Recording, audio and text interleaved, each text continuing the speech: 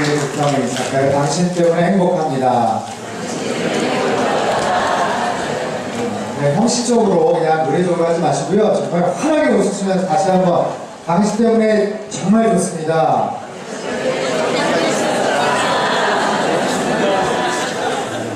정말 좋으시죠? 네. 마이크 소리 괜찮나요? 네. 안 괜찮죠? 소리가 지금 멍멍하나요? 어떻게 하죠? 좀 잡아주시면 좋을 것 같습니다. 오늘 저희 서초비 공동체 연합 순예배로 함께 저희가 모이고 있습니다. 사실 공동체별로 이런 모임을 갖는 거는 그렇게 흔한 일은 아닌데 저희가 한 350명 정도 저희 공동체 가족들이 그 정도 된다고 해요. 근데 사실 대강 예배하고 중강 예배 말고는 따로 이렇게 볼 기회들이 별로 없어요.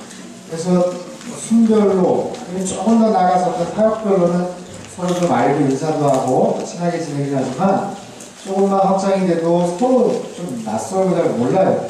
300명이 이렇게 뭐 많을 수도 있지만 그렇게 많은 숫자도 아닌데, 그래서 하나께 두 번 정도는 추가로 저희가 연합 순예배라는 형식으로 함께 모여서 말씀도 듣고 교제도 하는 그런 시간을 계획을 했습니다.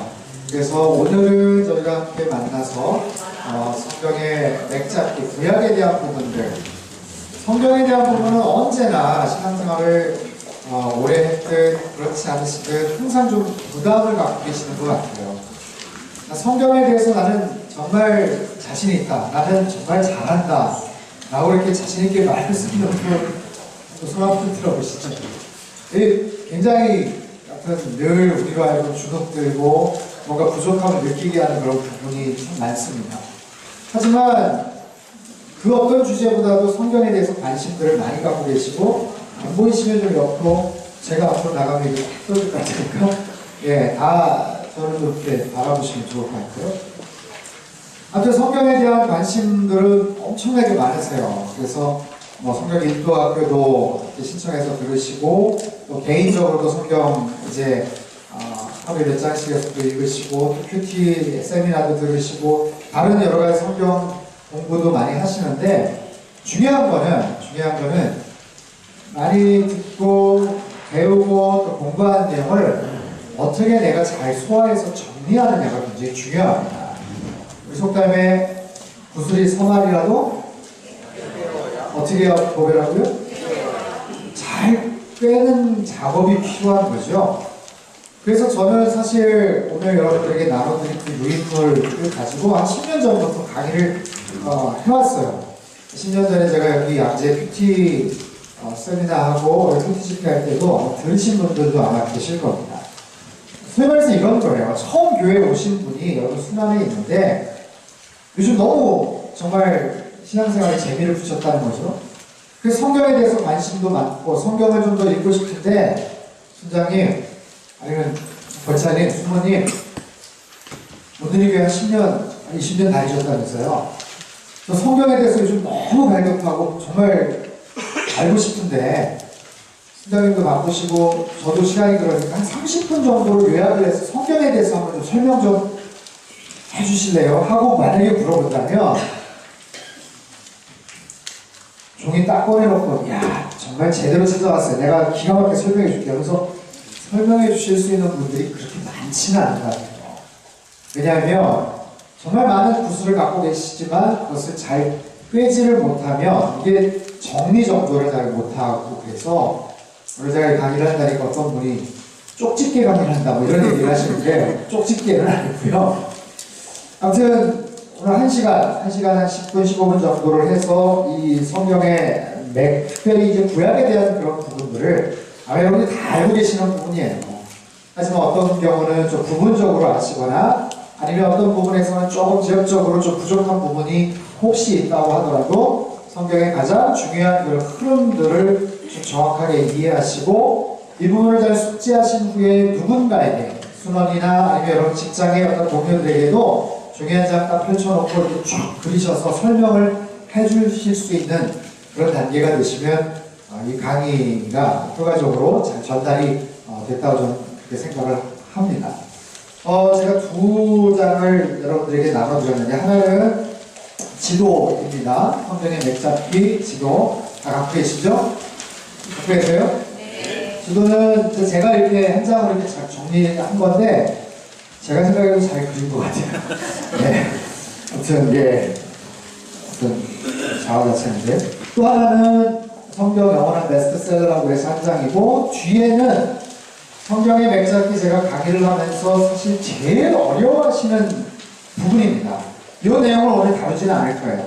그냥 하나의 어떤 보너스 서비스로 여러분들에게 드릴 겁니다. 그래서 개인적으로 여러분들이 공부를 하시거나 관심을 갖고 계시는 분은 이 한 장의 내용을 잘 들여다보시면 열왕기 상하에 있는 어떤 그런 중요한 내용들, 왕조 그리고 그 시대에 사역을 하고 활동을 했던 선지자들 내용들을 쭉 볼 수가 있고, 그 왕들이 몇 년간 사역을 했고 중요한 사건들은 어떤 것이 있었고 이런 부분들은 도움이 되리라고 생각을 합니다. 네, 제가 잠깐 기도하고 시작하겠습니다. 살아계신 하나님 아버지, 말씀의 주인 되시는 성령 하나님께서 이 자리에 운행하셔서 친히 말씀해 주시기를 원합니다. 진리의 영으로 함께 하시고 사모하는 마음으로 또 이 자리에 참석한 많은 성도님들, 우리 모든 교우들에게 새로운 깨달음과 또 체계적으로 잘 정리가 되고 이해가 되고, 또 그래서 여기에 담겨진 하나님의 숨은 귀한 진리의 음성과 말씀을 저희들이 잘 깨닫고 은혜 받는 시간 되게 주님 축복하여 주옵소서. 귀하신 예수님의 이름으로 기도합니다.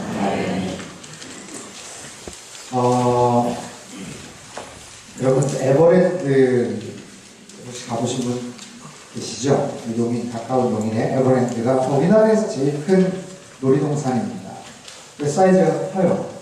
450만 평 정도 된다고 합니다. 꽤 크죠? 미국에 가면 그 디즈니 월드가 있어요. LA 쪽에는 디즈니랜드가 있고, 올랜도 동남부에 보면 이제 디즈니 월드가 있는데, 디즈니 월드가 디즈니랜드보다 훨씬 큽니다. 사이즈가 에버랜드가 450만 평인데 디즈니 월드가 딱 100배, 4억 5천만 평, 4억 5천만 평. 아마 가보신 분들도 계실 텐데, 저도 그 미국에서 공부하고 또 그 사역할 때 거기에 아이들 데리고 한번 2번 가본 적이 있었어요. 근데 너무 커가지고, 너무 커서 거기에 가장 대표적인 매직 킹덤이라는 곳도 2번을 갔는데 제대로 구경을 못했던 것 같아요. 제가 왜 이 말씀을 드리려고 하냐면, 그렇게 크고 잘 갖춰져 있는 그런 놀이동산에 시간적인 또 경제적인 여유가 있어서 뭐 열흘이고 한 달이고 충분하게 돌아볼 수 있으면 너무 좋겠죠.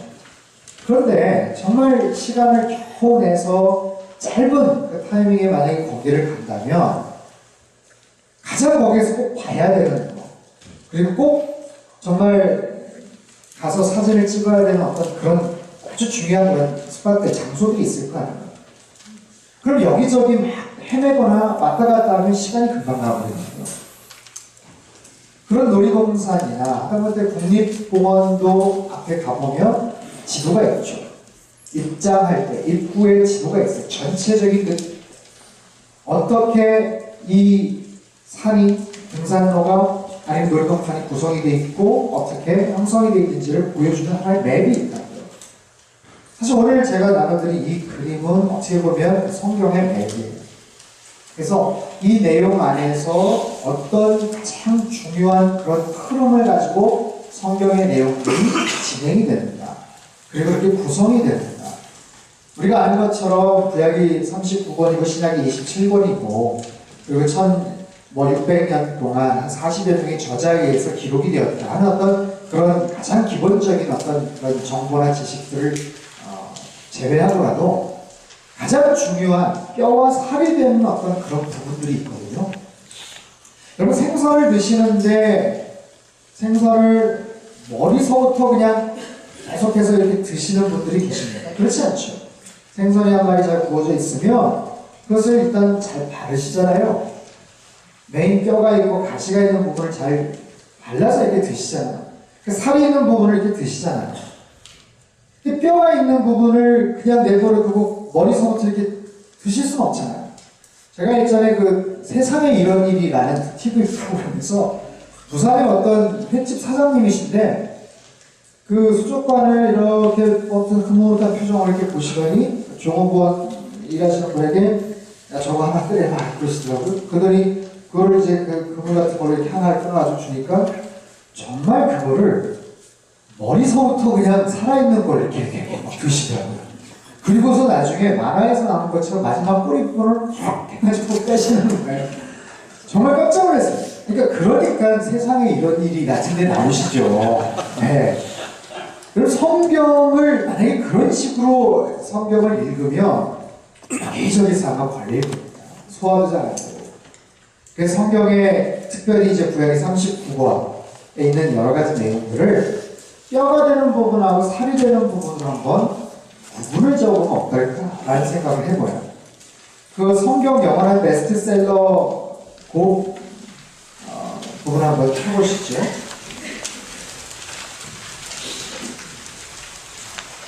신구약 성경 목록이라고 해가지고 아래쪽에 표가 있는데요. 오늘 이제 구약 부분을 제가 할 거니까 구약의 39권은 역사서와 시가서와 예언서로 구성이 되어 있습니다. 역사서 17권 있고요. 시가서가 5권 있고 예언서가 17권입니다. 여기서 뼈가 되는 부분은 당연히 역사서에 해당이 됩니다. 그죠? 그리고 특별히 창세기, 출애굽기, 레위, 민수기, 신명기는 모세오경으로 그렇게 묶여져 있어요. 그리고 포로기 이전과 포로기 이후로 구분이 돼요. 포로기 이전에 쓰여졌던 그리고 포로기 이전의 사건들을 기록한 역사서들이 여호수아서부터 열왕기 하까지 기록이 되고 나머지 역대상, 역대하, 에스라, 느헤미야, 에스더는 역사서지만 포로기 이후입니다. 포로기 이후예요. 그리고 예언서도 마찬가지인데 17권의 예언서 책들이 있습니다. 여기에는 뭐 대선지서, 소선지서 구분이 되지만 그거는 그냥 잊으셔도 괜찮고 포로기 이전과 포로기 이후에 쓰여진 예언서, 특별히 다니엘, 에스겔, 학겔, 스가랴, 말라기는 예언서 중에서도 포로기 이후에 기록된 그런 책입니다. 그래서 이 내용을 머릿속에 집어넣으시고 나머지 시가서 5권은 그냥 시가서예요. 이거는 그냥 하나의 살이라고 말할 수 있는 어떤 그런 부분입니다. 네, 성경은 어떤 책인가 쭉 보시면 그냥 쉽게 이해를 하실 수 있는 내용입니다. 제일 중요한 거는 다시요 성경의 맥잡기 이제 그 표를 한번 보도록 하겠습니다. 표를 제가 PPT 내용을 가지고 설명을 드리면서 말씀을 드릴 텐데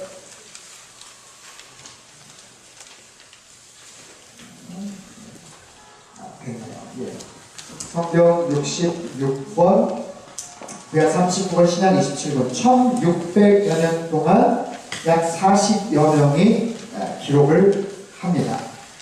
자, 창조서부터 마지막 예수님 요한계시록 종말까지를 이 한 장의 종이에다가 제가 그려놨는데요. 특별히 이 창조시대는 중요한 4가지의 사건이 나옵니다. 창조, 타락, 노아홍수, 바벨탑. 따라해볼까요? 시작. 창조, 타락, 노아홍수, 바벨탑. 그리고 족장시대는 중요한 4명의 인물이 나옵니다. 같이요. 시작. 아브라함, 이삭, 야곱, 요셉. 이게 창세기에 기록된 내용이에요. 창세기를 크게 두 부분으로 나누면 1장부터 11장까지가 창조시대 4가지 사건, 창조, 타락, 노아홍수, 바벨탑. 12장부터 50장까지가 족장시대 중요한 4명의 인물 아브라함, 이삭, 야곱, 요셉 그렇게 구성이 되어 있어요. 여기까지 내용들은 여러분들이 아주 잘 아시는 그런 내용이죠. 자, 창조시대 창세기 1장 1절 말씀 같이 한번 읽어보겠습니다. 시작. 태초에 하나님이 천지를 창조하시니라. 계시록 22장 13절도 한번 읽어보죠. 시작. 나는 알파와 오메가요 처음과 나중이요 시작과 끝이라. 자, 하나님께서 천지를 창조하셨어요. 그 하나님은 창조주고 우리들은 피조물입니다. 6일 동안 창조하시고 안식하셨죠. 그 하나님의 창조의 섭리와 그 능력과 방법과 이 모든 부분들을 사실상 성경에 다 기록을 할 수는 없어요. 이게 과학책이 아니기 때문에. 그저 창세기 1장과 2장 앞부분에 창조에 대한 그런 내용들이 그냥 선포되는 거예요. 그럼 우리는 그것을 받아들이면 되죠. 자, 이 창조 시대 하나님께서 지구를 창조하셨고 우주를 창조하셨는데 우주가 얼마나 사이즈가 큰가 하면 만약에 태양이 비어있다면 저 비어있는 태양 안에 지구가 130만 개 정도 들어간대요. 태양의 사이즈가 어마어마하게 큰 거죠. 근데 만약에 안타레스라는 한 별이 있는데 그 별이 비어있다면 저 태양을 6,400만 개를 집어넣을 수 있는 사이즈라는 거예요. 그러니까 뭐 지구하고는 뭐 상상을 초월하는 어떤 그런 규모의 사이즈겠죠. 근데 만약에 헤라클레스 별자리 어떤 별이 있는데 그 별 안에 안타레스라는 별을 1억 개를 집어넣을 수가 있대요. 1억 개. 거기서 끝나지 않습니다. 엡실론이라는 한 별이 있는데 그 별에는 아까 얘기했던 이렇게 사이즈에 되는 그 별을 수백만 개가 들어갈 수 있다는 거예요. 현대 과학이 그나마 밝혀낸 그런 수치고 어떤 그런 별들입니다. 근데 감히 우리가 상상해 볼 수가 없는 그런 사이즈예요. 우주의 크기, 우주의 사이즈를 감히 누가 측정할 수가 있겠습니까? 제가 어제 우리 하나님의 성품 OBC 강의에서도 잠깐 그런 얘기를 한 적이 있지만 스티브 호킹이라는 천재 물리학자가 기독교에 대해서 반감을 갖고 있는 그런 학자지만 우주상에는 인간이 알 수도 없고 측정할 수 없는 11차원의 세계가 존재한다는 그런 말을 한 적이 있어요. 그러니까 우리가 감히 그 창조에 대한 하나님의 능력에 대한 우주에 대한 이런 부분을 우리 생각이나 계산이나 과학적인 어떤 근거를 가지고 판단할 수 있는 그런 수준의 것은 아니다라는 거예요.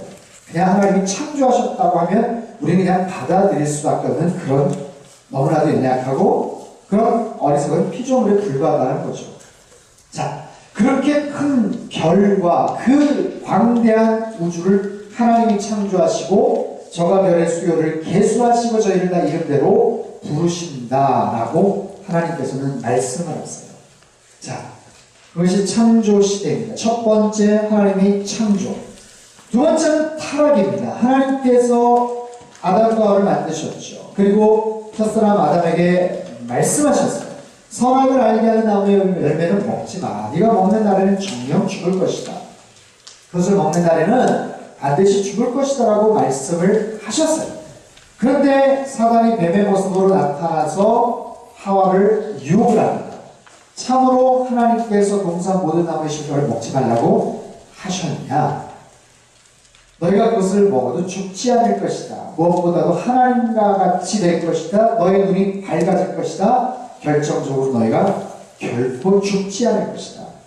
하나님은 뭐라고 말씀하셨어요? 정녕 죽으리라. 반드시 죽을 것이다 라고 말씀하셨는데 사단은 절대로 죽지 않는다라고 그렇게 이야기합니다. 정녕 죽으리라와 결코 죽지 않는다는 말은 완전히 다른 말이에요. 말을 옮기거나 하다 보면 비슷한 말들이 있는데 저 두 말은 완전히 180도 다른 말입니다. 즉 하나는 진실이라 하나는 당연히 거짓이겠죠. 너희가 저것을 먹는 날에는 하나님같이 될 것이다. 그 말의 뉘앙스는 하나님같이 될 것이기 때문에 너희는 더 이상 하나님이 필요치 않아 라는 암시적인 유혹이 담겨져 있는 거예요. 하나님같이 될 것이다. 하나님 같은 능력을 우리가 소유한단 말이야. 그런 의미도 있겠지만 하나님을 의지하고 하나님 안에서 살아가야 되는 인간에게 사단은 하나님같이 될 것이기 때문에 너희들은 더 이상 하나님이 필요치 않는 존재가 된다는 거예요. 사단의 처음과 마지막 언제나 인간을 향한 전략, 목적은 하나님에게서 떨어지게 하는, 멀어지게 하는 거예요. 하나님이 필요치 않는 그런 존재라는 거죠. 계속해서 우리에게 인식을 시킵니다.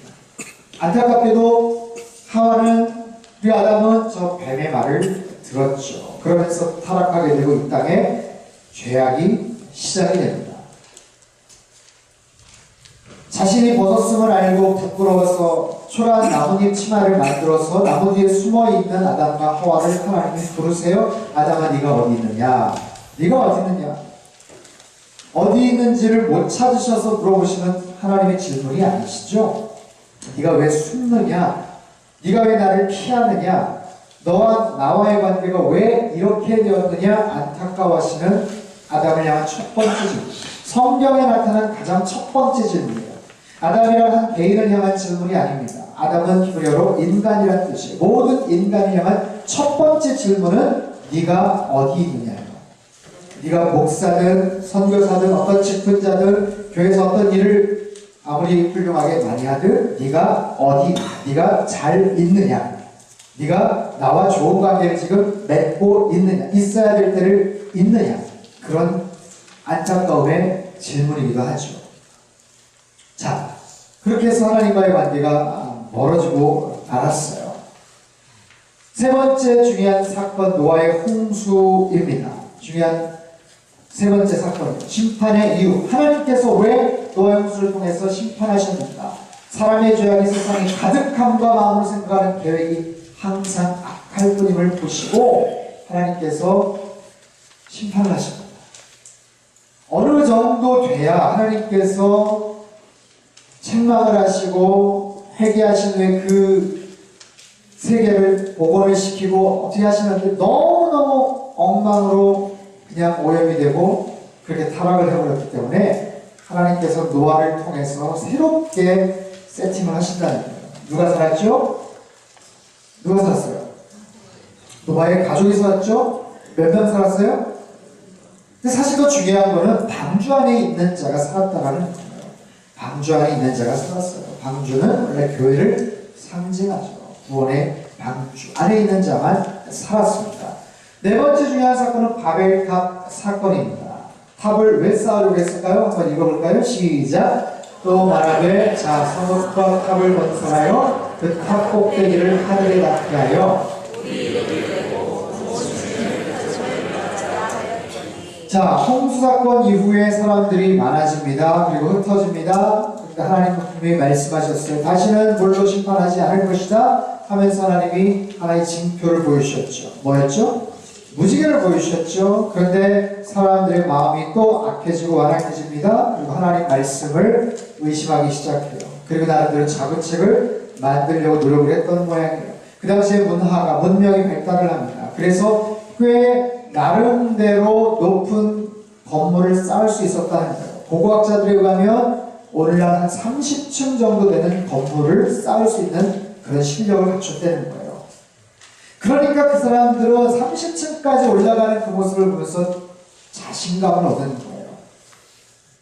그리고 30층까지 올라가면 하늘에 닿을 것이다 라고 생각을 한 거죠. 그게 인간의 어리석음입니다.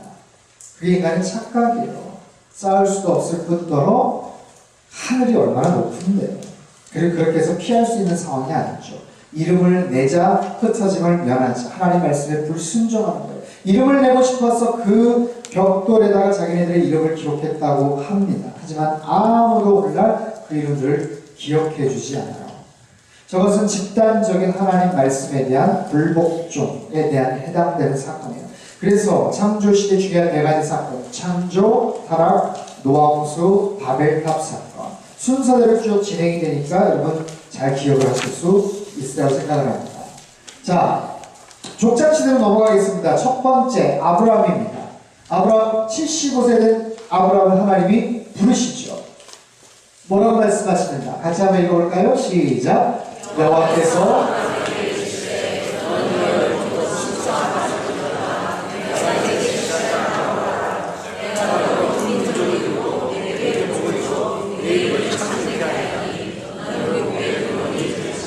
자, 75세 된 아브라함에게도 굉장한 모험이고 도전입니다. 본토 친척 아비집이라는 것은 그 나이에 아브라함이 믿고 의지할 수 있는 전부예요. 근데 그것을 떠나서 지시할 땅으로 가라. 큰 민족을 이룰 것이다. 이름을 창대케 할 것이다. 복의 근원이 될 것이다. 실제로 아브라함의 이름은 성경에 많이 등장을 합니다. 308번 정도 성경에 등장을 해요. 구약의 16권에 그리고 신약의 11권에 걸쳐서 아브라함의 이름이 소개가 됩니다. 유일신을 믿고 있는 기독교 또 이슬람 유대교의 어떻게 굉장히 조상, 믿음의 조상뻘이 되죠. 그 아브라함은 어떤 사람이었는가? 하나님의 벗이라는 굉장한 칭찬 그리고 찬사를 받았어요. 아브라함은 정말 대단한 믿음을 갖고 있었고 엄청난 순종을 했죠. 아브라함의 훌륭한 모습들이 많지만 사실 가장 앞권은 100살이 낳은 아들 이삭을 바치는 장면이죠. 대단한 순종이고 정말 어떻게 그럴 수 있을까 싶은 그런 순종이에요. 하지만 아브라함의 그 믿음의 모습이 점점 발전해 가고 있음을 성경을 통해서 엿볼 수가 있습니다. 대단한 결단을 통해서 처음에 가나안 땅으로 간 것은 사실이지만 아브라함의 믿음이 처음부터 그렇게 대단한 것은 아니에요. 처음부터 이렇게 완성되지 않았어요. 실수도 많이 하고 허물과 연약한 부분도 많습니다. 하나님 말씀을 끝까지 신뢰하지 못하고 육신의 자녀를 낳기도 해요. 86세에 그만 하가를 통해서 이스마엘을 낳았죠. 성경을 보면요, 하나님이 13년 동안 침묵하세요. 하나님께서 왜 내 말에 끝까지 신뢰하지 못하고 네가 인간적인 방법으로 육신의 자녀를 낳았느냐? 99세 때 하나님이 나타나셔서 나는 전능한 하나님이다. 네가 믿겠느냐? 그런 말씀을 하세요. 아브라함의 믿음은 점점점 형상이 됩니다. 그리고 100살에 낳은 아들 이삭을 통해서 그의 믿음은 굉장한 지경에 이르게 됩니다. 여러분, 믿음은 그냥 생기지 않습니다. 그리고 그 믿음을 토대로 순종이 이루어지는 거예요. 아브라함의 대단한 순종은요, 반드시 어떤 근거가 있기 때문에 순종을 하는 거예요. 만약에 그런 근거가 없이 순종을 했다는 것은 굉장히 위험한 순종이고 맹목적인 순종이겠죠. 저는 그래서 온전한 순종은 반드시 온전한 믿음에서 온다라고 말씀을 드릴 수 있어요. 이 시기장에 나타난 그 100살에 낳은 아들 이삭을 바쳤던 아브라함은 이미 그 전에 하나님이 어떤 분이신지에 대한 온전한 믿음이 있었다는 거예요. 무엇을 통해서 알 수 있냐면 창세기 21장 33절에 아브라함이 하나님 앞에 단을 쌓고 또 나무를 한 그루 심어요. 에셀 나무라는 나무를 심으면서 그 나무를 심음과 동시에 하나님의 이름을 이렇게 불러요. 영생하시는 하나님이십니다. 하나님이 영생하시는 분이십니다. Eternal God. 하나님은 시간과 모든 것을 초월하시는 분이십니다라는 그런 믿음의 고백을 하는 거고요. 여러분, 그게 쉬워 보이지만 쉽지 않죠. 아브라함에게 누가 성경 공부를 시켰겠어요? 그 당시에 무슨 신학적인 책이 있었겠어요? 아브라함은 그저 하나님과의 그런 개인적인 만남과 관계를 통해서 하나님에 대한 깨달음의 지경을 조금씩 넓혀가는 거거든요. 하나님이 이런 분이시구나. 하나님이 나를 채워주시는 분이구나. 하나님은 전능하신 분이구나. 하나님은 영생하시는 분이시구나. 그런 믿음의 고백이 있기 때문에 그 다음 챕터에서 100살을 낳은 아들 이삭을 바칠 수가 있었다는 것이죠. 대단한 믿음이요, 대단한 순종입니다. 하나님의 벗 아브라함, 100세에 낳은 아들 이삭을 바치라는 하나님의 그 명령에 아브라함은 지체 없이 순종을 하죠. 22장 앞부분을 보면 다음날 아침 일찍이 갔다라고 얘기해요. 떠나기 전에 와이프인 사라한테 이야기를 했을까요? 안 했을까요? 했을까요? 저도 몰라요. 근데 안 했을 것 같아요. 했으면 못 갔을 것 같아요. 그건 쉽지 않은 얘기죠.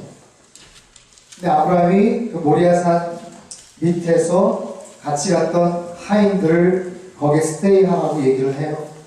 내가 아들과 같이 가서 제사 드리고 오겠다. 아브라함의 마음속에는 이삭을 분명히 제물로 바칠 생각을 하고 간 거예요. 근데 분명히 다시 함께 올 것을 확신하고 갑니다. NIV 영어 성경에 보면 We will come back to you 라고 그렇게 표현합니다. 우리가 같이 다시 올 거야. 그래서 이삭이 물어보죠. 아버지, 양은 어디 있어요? 제물로 드릴 양은 어디 있어요? 하나님이 준비하실 것이다. 아브라함은 당황하지 않고 정말 그 모든 준비, 제사들의 절차를 하고 처가 림바를 맞이합니다. 이삭은 온유한 사람이었어요. 대적들이 우물을 빼앗을 때 5번, 6번 우물을 빼앗겨도 싸우지 않습니다. 그런 이삭을 하나님이 축복하세요.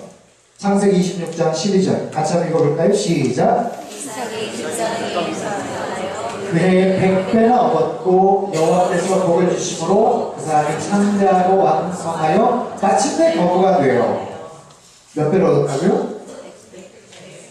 100배의 복을 얻었습니다. 이삭은요 아버지가 부자였어요. 요즘 말로 말하면 재벌 2세쯤 되는 사람이에요. 농사를 지금 얼마나 많이 졌겠어요. 근데 하나님께서 복을 주시니까 그의 경작률이 뭐 200%, 300% 성장이 아니에요. 100배의 복을 주시더라는 거예요. 하나님은 복의 근원임을 여러분 믿으시기를 바랍니다.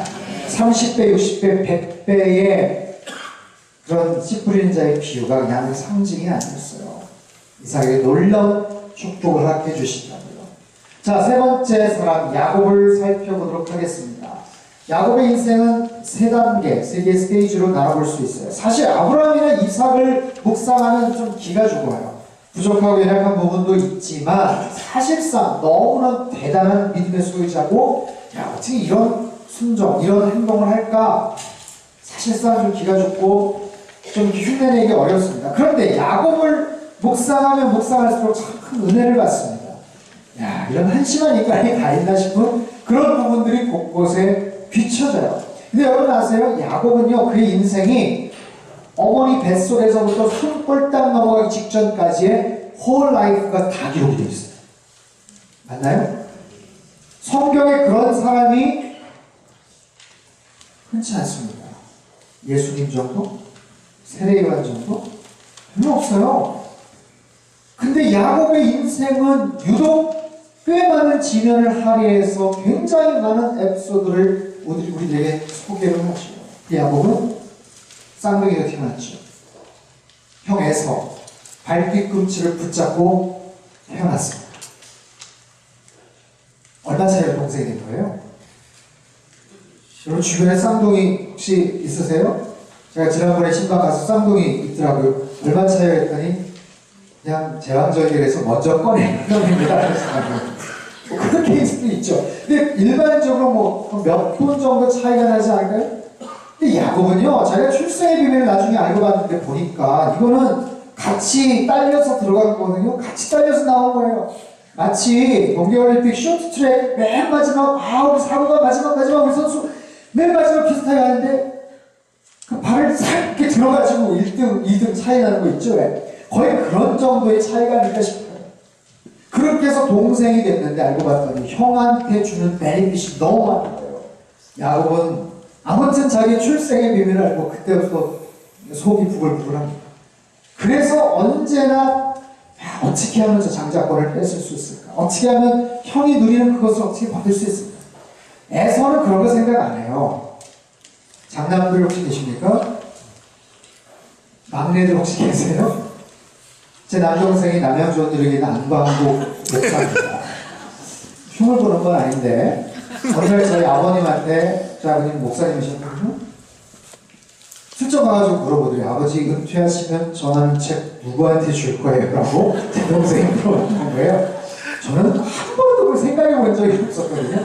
근데 동생들한테는 늘 그런 어떤 컴플렉스 아니면 어떤 치열한 어떤 경쟁심 이런 부분들이 있는 거죠. 야곱은 언제나 그래서 홀시탐탐 그 장자의 축복을 어떻게 하면 얻을 수 있을까 고민을 했던 사람입니다. 야곱은 어떤 사람이냐면 목적 지향적이 가장 대표적인 인물입니다. 성경에 그런 사람이 많지만 야곱만큼 정말 그 목적을 위해서 수단과 방법을 가리지 않는 그런 사람은 참 드문 것 같아요. 팥죽하는 그로서 장자의 권리를 바꾸죠. 눈이 어두운 아버지를 속여요. 아버지를 엄마랑 같이 짜고 네가 대신 형인 것처럼 하고 들어가서 축복을 네가 받아내라. 근데 어머니 내 목소리도 그렇고 특별히 형은 내가 뭐 털이 많은 사람인데 어찌가 야 가서 양 한 마리 잡아와. 그래가지고 털을 막 여기다가 붙이니까 그래가지고 얼추 비슷하게 만들고 아버지 앞에 가서 목소리를 이렇게 변조 최초의 보이스피싱이라고 얘기를 하는데 하여튼 애서인 것처럼 해가지고 거기서 근데 아버지가 나이도 많고 눈도 어둡고 이게 뭐 이렇게 분별력도 좀 많이 떨어지셨어요 아버지가. 그리고 고기 해가지고 요리해왔다고 하니까 이상하다. 목소리는 야곱 같은데 아무튼 만져보니까 애서 맞네. 보자 하면서 일단 먹는 거에 이제 집중을 하죠. 그러면서 일단 축복을 다 해줘요. 그리고 나서 나중에 알죠? 형이 에서가 속은 것을 나중에 알고 그때서야 이제 분별을 합니다. 그 전까지는 잘 몰랐어요. 그리고 이 동생 죽여버리겠다 막 이러는 거예요. 어머니 리브가가 딱 볼 때 이건 하루아침에 아들 둘 다 이렇게 생겼거든요. 그래서 어떻게 합니까? 삼촌 집으로 피신을 보냈죠. 야, 네 형이 지금 너무 화가 나 있으니까 잠깐만 가 있어. 라고 피신을 보냈는데 그 잠깐이 그만 20년의 세월이 흘러버립니다. 자기가 했던 것에 대한 대가를 나중에 치르게 됩니다. 삼촌 집에 가서 그 야곱이 아주 혹독한 훈련을 합니다.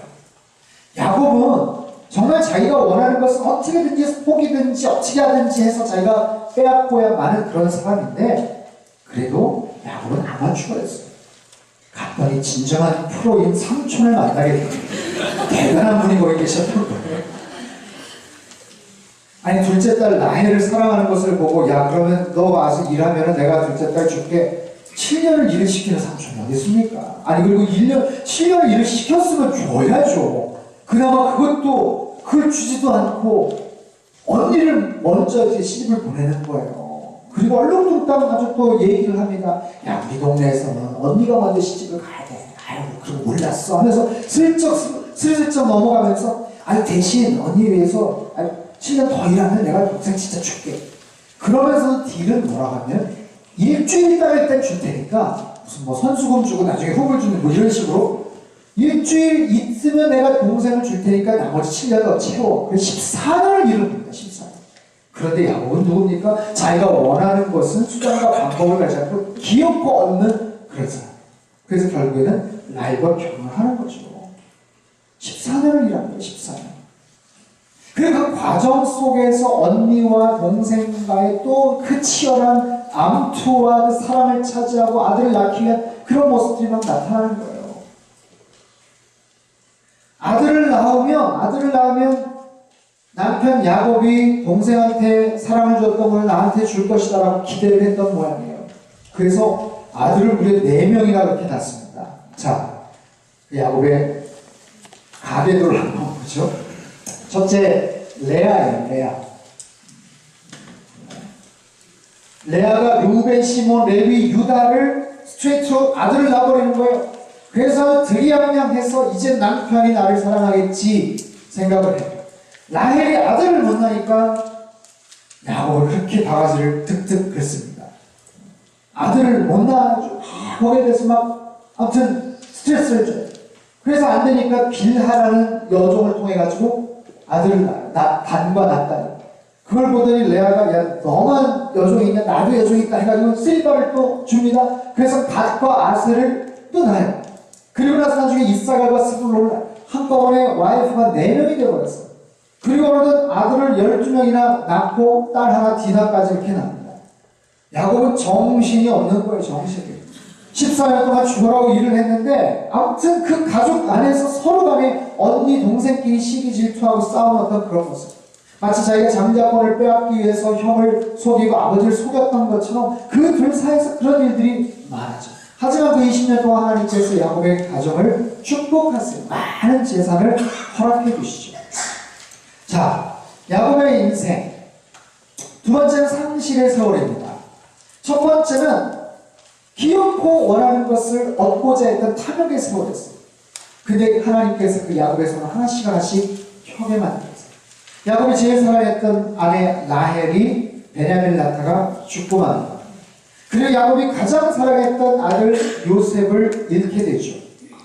여러분 잘 아시죠? 형들의 미움을 받아서 팔려가지 않습니까? 그런데 야곱은 죽은 걸로 알고 있어요. 그 상황에 가책을 받은 유다가 집을 나가버립니다. 왜냐하면 요셉을 팔아버리자는 제안을 유다가 했거든요. 그리고 나서는 극심한 흉년이 온 지역에 펼쳐져요. 야곱의 집도 꽤 살았거든요. 근데 너무나도 그 극심한 흉년 때문에 가세가 점점점 기울어지기 시작합니다.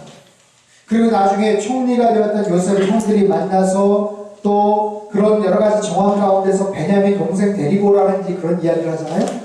그런 속에서 베냐민은 절대로 안 된다고 사실 야곱이 포기하지 않았어요. 그가 갖고 있었던 어떻게 보면 마지막 소망인 거예요. 근데 하나님께서 그 움켜진 소원을 다 결국에는 펴게 만들었어요. 마지막 움켜졌던 자기의 소망과 어떻게 보면 의지할 대상인 베냐민을 결국에는 포기합니다. 내가 자식을 잃으면 이를 여러분 야곱의 사전에 저런 말을 해본 적이 없어요. 내가 잃게 되면 이를 이루다 이런 말을 고백을 해본 적이 없어요. 자기가 원하는 것은 수단과 방법을 가리지 않고 얻었던 야곱이기 때문에 그렇죠. 근데 하나님께서 야곱의 인생을 그렇게 다 상실케 하세요. 하지만 진정한 축복은 그 다음에 요셉과 재회를 하죠. 죽은 줄 알았던 요셉이 애굽의 총리가 되었다는 이야기를 듣고 만납니다. 130세 되었을 때 만나요. 그리고 애굽의 바로 왕이 총리의 아버지가 왔다는 이야기를 듣고 만나줘요. 그리고 그 애굽의 바로에게 축복을 합니다. 축복을 해요. 굉장한 영광이죠. 천부에 불과한 야곱이 축복하는 거예요. 나중에 요셉의 두 아들 므낫세와 에브라임에게도 축복을 합니다. 근데 므낫세를 오른손, 에브라임을 왼손에 축복하게끔 눈이 어두웠던 야곱 앞에 요셉이 데리고 갔는데 야곱이 어떻게 축복하죠? 손을 어긋맞춰서 축복을 하는 거예요. 아버지 이쪽이 장자예요. 오른손은 이쪽 큰아들 축복해 주셔야죠. 이 야곱이 나도 안다. 하지만 하나님의 뜻이 그렇지 않네 하면서 어긋맞춰서 축복해요. 여러분 이삭은 굉장히 온유하고 순종적인 사람이었지만 의외로 이삭은 말년의 모습이 별로 소개가 되질 않아요. 그리고 그의 영적인 분별력은 말년에 가면 그다지 그렇게 탁월하지를 못했습니다. 그러나 야곱은요, 그런 여러 가지 삶의 어려움을 겪고 나서 시간이 지나고 육체적으로 많이 쇠진해졌지만 그의 영적인 분별력은 굉장히 있었어요. 그리고 나서 마지막 12아들들을 하나같이 다 축복을 합니다. 12아들들 다 앉혀놓고 큰아들서부터 르우벤, 시몬, 유다 해가지고 레위, 유다 쭉 축복을 해요. 그리고 맨 마지막 아들까지 다 축복을 하고 기운이 진하여 열조에게로 돌아갑니다. 여러분 제가 저 한자로 초 마지막 타는 장면을 저기다 집어넣었는데 야곱의 인생을 보면 저런 게 느껴져요. 마치 한자로의 초가 중간에 꺼지거나 부러지질 않고 마지막 자신의 소임을 다 마치고 꺼지는 것처럼 야곱의 인생은 그렇더라고요. 생각해보세요. 한 넷째, 다섯째까지 축복을 하는데 아버지가 막 콜록콜록 하시고 여섯 번째 겨우 축복을 하다 말다 하고 일곱 번째 하시는 중간에 숨이 꼴깍하게 넘어가시면 나머지 아들들은 얼마나 황당한 거예요. 아버지 이러지 하면서 그럴 텐데 그게 아니에요. 마지막 12아들들 다 축복하고 기운이 지나요 조상에게로 돌아갔다. 야곱의 인생의 앞부분은 굉장히 한심해 보이고 굉장히 인간적인 모습인 것 같지만 야곱의 인생은 우리에게 홀라이프를 보여주신 하나님의 섭리, 뜻이 있는 것 같아요. 우리 인생이 어떻게 성화되어 가는지, 그리고 어떻게 보면 우리 인생이 움켜쥐는 삶에서 하나님 앞에 모든 것을 내어놓을 때 하나님이 어떻게 축복을 하시는지, 우리 인생, 특별히 마지막 마무리가 저렇게 아름다운 인생의 마무리가 되었으면 좋겠어요. 야곱의 인생을 통해서 저 많은 것들을 우리가 교훈을 받습니다. 마지막 네 번째, 믿음의 조상 네 번째 사람 요셉입니다. 꿈꾸는 사람이었어요. 요셉 하면 꿈이죠.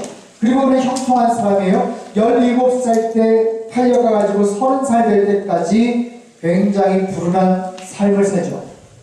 노예로서, 죄수로서. 인생에 그만큼 꼬인 인생이 어디 있겠어요. 근데 하나님은 형통했다라고 계속해서 말씀을 하세요. 하나님 보실 때 형통하다라는 거예요. 이해가 되세요? 우리가 생각하는 형통의 개념과 하나님이 보시는 형통의 개념이 이렇게 다르다라는 겁니다.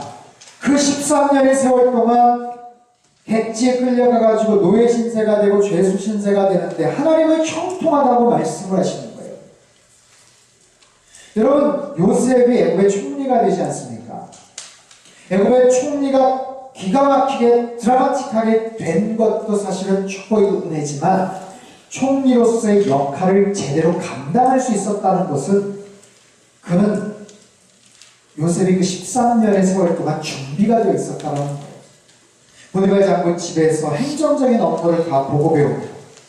억울하게 감옥에 끌려갔지만 그 감옥은 왕족들, 소위 말해서 관료들이 거기에 갇혀있는 어떤 그런 정치범 수용소 같은 거기에서 고위 관료층 사람들의 어떤 인맥이나 사람들 사이의 어떤 여러 가지 이해관계나 그 사람들의 매너나 이런 부분들을 거기서 많이 아마 보고 들었을 거예요.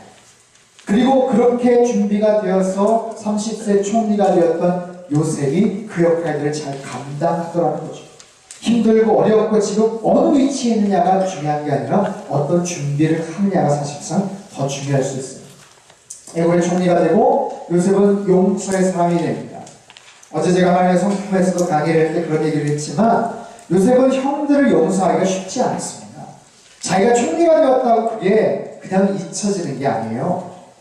그가 받은 사춘기 17살 때 받은 그 상처는 평생 간직한 아픔인 거예요. 형들이 와가지고 무릎을 꿇고 양식을 구하러 왔어요. 그 마음속에 얼마나 분노가 치밀었겠습니까? 근데 와보니까 베냐민이 없는 거예요. 이 나쁜 형들이 나처럼 베냐민도 팔아먹었나 보다 생각을 해서 테스트를 하죠.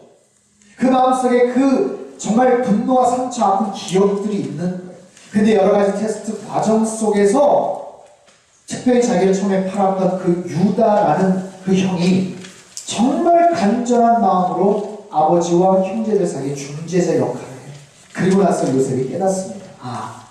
나를 이곳에 보낸 게 형들의 모함과 형들의 미우치 때문이 아니구나. 나를 이곳에 보내시면서 하나님이셨구나. 만민의 생명을 구원케 하시려고 하나님께서 앞서 행하셨던 거고 그 큰 하나님의 계획 속에서 형들은 단지 악역을 맡았을 뿐이구나. 수평적인 관계 속에서 그 이해관계와 속상함이 수직적인 하나님의 뜻을 이해할 때 비로소 눈 녹듯이 녹아지면서 용서가 되더라는 거예요. 그래서 요셉은 형들을 용서합니다. 그리고 마지막 죽기 전에 자신의 뼈를 나중에 가나안 땅에 가지고 가라 하면서 마지막 이야기를 남기고 숨을 거예요. 요셉은 비전의 사람이에요. 자, 다시 한번 정리를 할게요. 창세기는 1장부터 50장까지 있는데 크게 두 부분으로 나눌 수 있습니다. 1장부터 11장까지가 창조시대, 12장부터 50장까지가 족장시대입니다. 창조시대 중요한 네 가지 사건 뭐였죠? 시작! 창조, 타락, 노아호수, 가레. 자, 족장시대 네 명의 중요한 인물이 누구였죠? 아브라함, 이삭, 야곱, 요셉. 네. 그렇게 이해를 하시면 두 중요한 시대를 우리가 건너뛸 수 있어요. 그 다음에 출애굽과 광야 시대.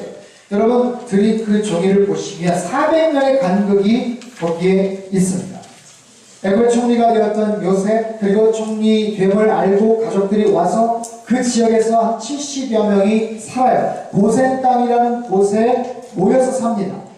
여러분, 그 지역은 굉장히 중요한 게 뭐냐면 그 지역에서 히브리 민족들이 계속해서 살아요. 400년이 지나고 나서 인구가 200만 가까이 늘어났지만 혈통이 섞이지를 않았던 거예요. 만약에 그 지역을 벗어나서 이곳저곳에서 400년의 세월이 흘렀으면 아마 히브리 민족의 혈통은 다 흩어져 버렸을 겁니다. 그런데 그 고센 지역이라는 곳에 딱 머물러서 그렇게 살면서 그들을 하나님이 출애굽시키시죠. 자, 출애굽 사건의 주인공은 모세입니다. 모세 인생도 세 가지 스테이지로 나눠볼 수가 있어요. 40년 애굽의 왕자로서 살죠. 중간에 40년 광야의 양치기로 삽니다. 마지막 40년 이스라엘의 지도자로서 살아요. 80세 된 모세를 하나님께서 부르셔서 대단한 비전과 사역을 맡기시죠. 출애굽 사건 10가지의 재앙이 있는데 그 10가지 재앙 마지막 피날레는 장자의 죽음입니다.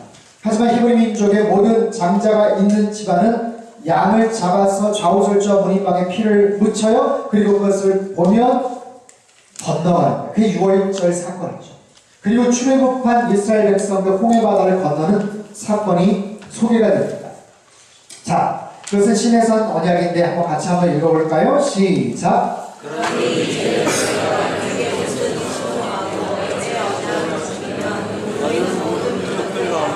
특별한 내 도움이 될 것이다. 온 땅이 다 내 것이지만 너희는 내게 제사장나라. 자, 이 말씀은 굉장히 중요한 말씀이에요. 출애굽 반이스라엘 백성들이 시내 산에 가서 하나님께서 그들과 언약을 맺으시는데 언약을 맺는 거예요. 자, 내게 온전히 순종해라. 언약을 지켜라. 그러면 너희들은 특별한 민족이 될 것이다. 특별한 보물이 될 것이다. 제사장 나라 거룩한 민족이 될 것이다. 하나님과 그 백성들 사이에 언약이 체결이 된 거죠. 자, 그 과정을 통해서 중요한 성막을 완공을 합니다. 여러분, 하나님께서 이스라엘 백성들을 왜 출애굽 시키셨을까요? 애굽에서 고생하니까 내 새끼들 고생하는데 빨리 출애굽시켜서 가나안 땅에 가서 젖과 꿀이 흐르는 땅에 가서 잘 먹고 잘 살게 하겠다? 그게 아니에요. 400년 동안 애굽에서 살면서 그들은 하나님을 잊어버렸어요. 하나님께 제사하는 법들을 잊어버렸어요. 10가지 제약은 다 애굽에서 섬기는, 다신교이기 때문에 애굽에서 섬기는 신들에 대한 재앙이에요. 자기네들이 하지 못하는 것을 보면 신이 거기에 깃들여져 있다고 그들은 생각을 해요. 물고기도 신이고 메뚜기도 신이고 파리도 신입니다. 하지만 그들이 얼마나 무력한 존재인지, 진정한 신이 누구인지를 하나님은 10가지 재앙을 통해서 가르쳐 주셨죠.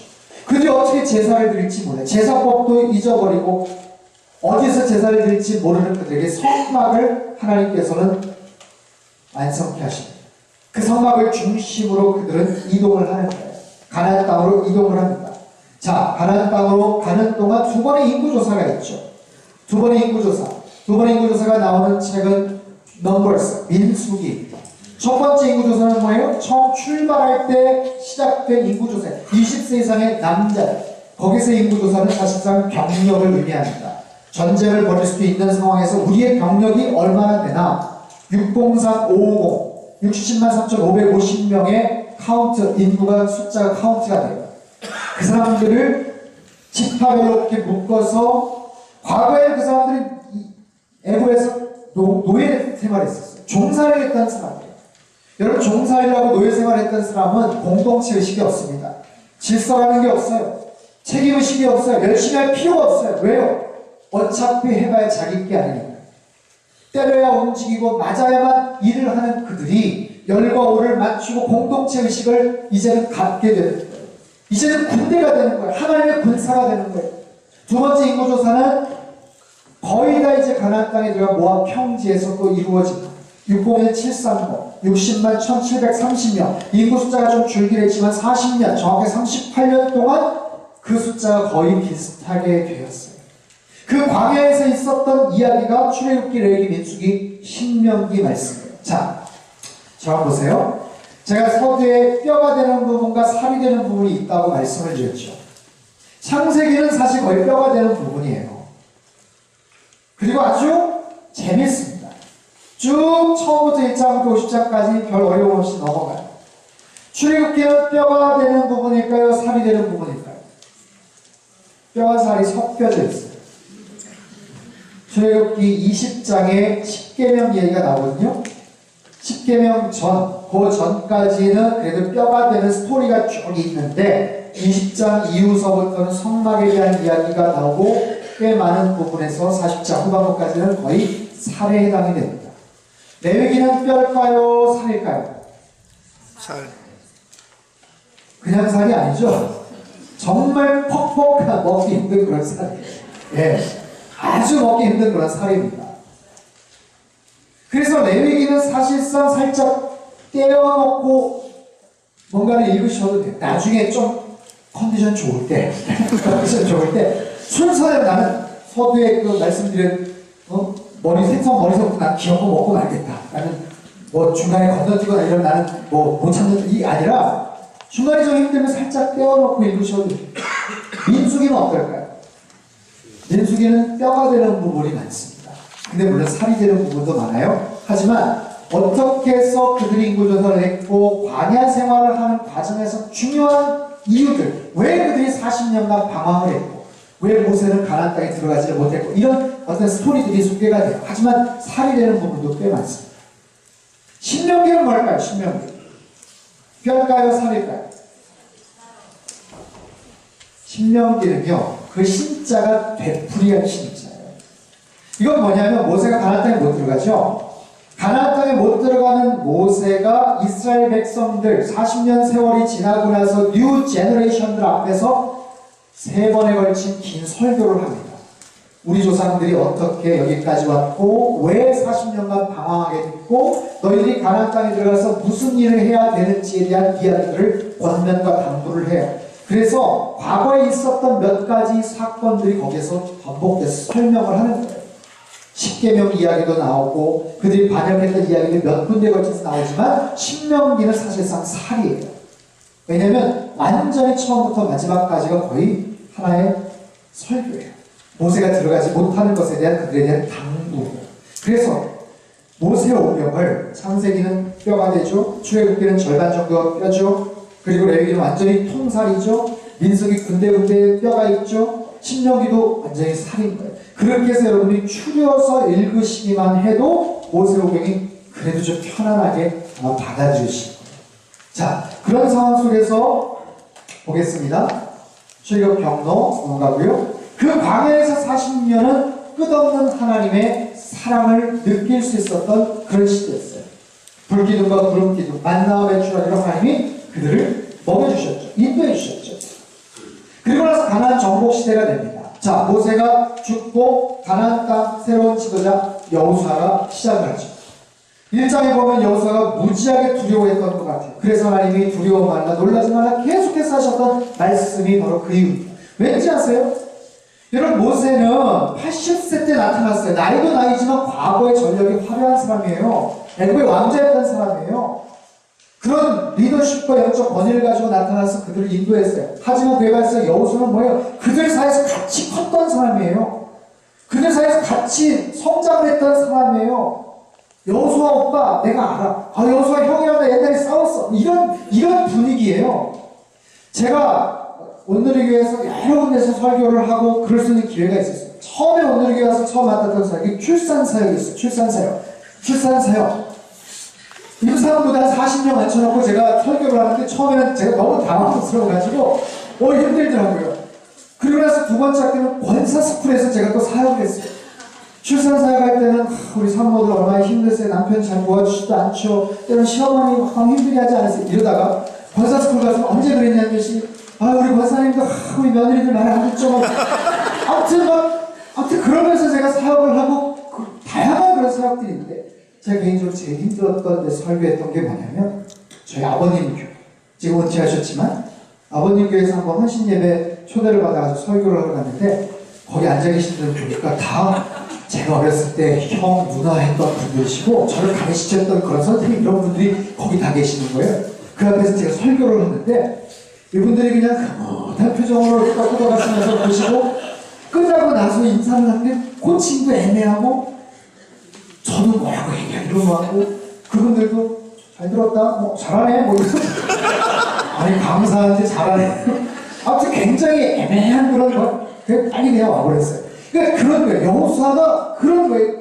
굉장히 힘든 거예요. 자기 어떤 실수와 이런 것들 다 하는 그런 사람들 앞에서 모세 뒤를 이어서 지도자가 되려니 얼마나 힘들겠어요. 내 하나님 두려워 말라, 놀라지 말라, 내가 너와 함께 할 것이다. 계속해서 위로와 용기를 주시고 우리 여호수아서는요 2개의 단어만 기억을 해주시오. 정복과 분배. 정복과 분배. 여호수아의 지도하에 그 땅을 갑니다. 31개의 부족을 정복해요. 12장까지 나와요. 그리고 마지막 24장까지 분배를 합니다. 땅을 정복했으면 분배해야 된다. 그게 여호수아서의 가장 중요한 키워드입니다. 자, 가나안 정복 시대 이후에 사사 시대가 나오는데 왜 하나님께서 가나안 땅을 심판하셨는가? 그들에게 있는 모든 악한 행동들이 있었어요. 가나안 땅에 섬기는 바알신과 아세라신 온갖 종류의 그런 신들. 그래서 그 지역에서 자란 아이들은 남자애들 어려부터 무당으로 여자애들 어려부터 창기로 이렇게 커나갔대요. 그래서 아예 그 땅을 하나님께서 심판하시고 그 백성들과 절대로 영합하지 마라 하나님께서 그렇게 당부를 하셨죠. 근데 이스라엘 백성들이 100% 순종을 못합니다. 쫓아내지도 않고 쫓아내지도 못해요. 그러면서 있었던 그 다음 스텝이 사사시대입니다. 사사시대는요 하나님 앞에 불순종했던 그들에게 고난이 찾아옵니다. 쫓아내지 못했던 그들이 힘을 합쳐서 한 지파들을 공격을 해요. 그런 이상 하나도 없어요. 10절을 보십시오. 나는 무엇이든지 내 눈이 원하는 것은 멀리하지 않아. 내 눈이 원하는 것은 그래 본 적이 없다. 절제하지 않다. 여러분 그런 사람이 있습니까? 자기가 원하는 것을 다 이뤘다는 거예요. 자기가 하고 싶은 욕심을 다 채웠다는 거예요. 오늘 제가 큐티 목사가 올렸어요. 혹시 보신 분 계시는지 모르겠지만 그 말씀 목사 오늘 보면 스바의 왕이 나오죠. 극찬을 합니다. 솔로몬에 2500km 떨어진 아라비아 남쪽에 있는 오늘날 예멘이라는 곳이 거기에서 어마어마한 수레만과 온갖 금은 향품들을 가지고 솔로몬을 찾아와요. 굉장한 지혜에 대한 열정이 있었고요. 한참 요즘 호황 중에 있는 이스라엘과 무역을 하고 싶었던 것 같아요. 와 보세요. 깜짝 놀랐죠. 깜짝 놀랐죠. 그리고 나서 솔로몬에게 극찬을 합니다. 근데 그 극찬과 칭찬이 솔로몬의 마음을 더 교만하게 만들어요. 그 스바이 왕이요. 잘 보세요. 뒷부분에 보면 솔로몬에게 특별한 걸 요구를 합니다. 반대로 자기가 많은 걸 받았으니까 아마 솔로몬도 거기에 상하는 것들을 주었을 거예요. 근데 그것 외에 또 다른 것을 구했다라고 얘기해요. 그게 뭘까? 어떤 자료에 의하면 솔로몬과 같은 똑똑한 지혜로운 아들을 원했던 것 같아요. 그래서 어떻게 이제 무리한 요구고 그런데 솔로몬의 씨를 갖고서 갔다는 그런 얘기가 있어요. 그래서 정말 예멘에 이주고 솔로몬의 후예다라는 그런 자긍심을 갖고 있다는 거예요. 어쨌든 그 스바이 왕은 그 지혜의 그 놀라운 능력과 축복을 아는 거예요. 그 지혜자의 그 놀라운 축복. 하지만 이제 내일 본문서부터 보면 솔로몬이 어마어마한 양의 금을 모아드립니다. 그리고 그 금을 가지고 쓸데없는 짓을 해요. 금방패를 만들고 금술잔과 그릇을 만들고 자기가 정말 소중하게 사용을 해야 되는데 그것을 가지고 이상한 목적과 이상한 가치 변형을 시켜. 어쨌든 그 솔로몬이 그런 타락하고 잘못된 인생을 살았지만 어쨌든 마지막에 간증을 근사하게. 같이 한번 읽어볼까요? 시작. 모든 것을 여러분은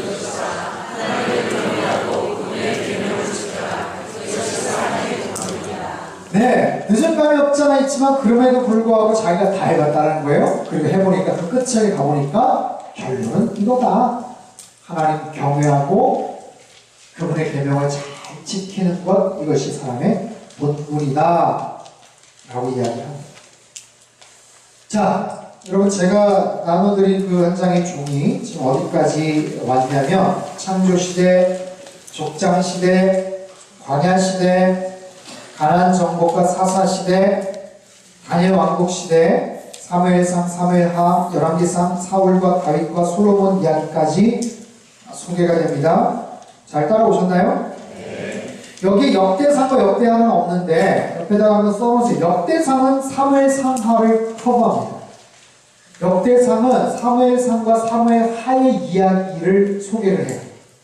역대하는 뭘까요? 당연히 열왕기상과 열왕기하의 이야기를 주로 서술을 합니다.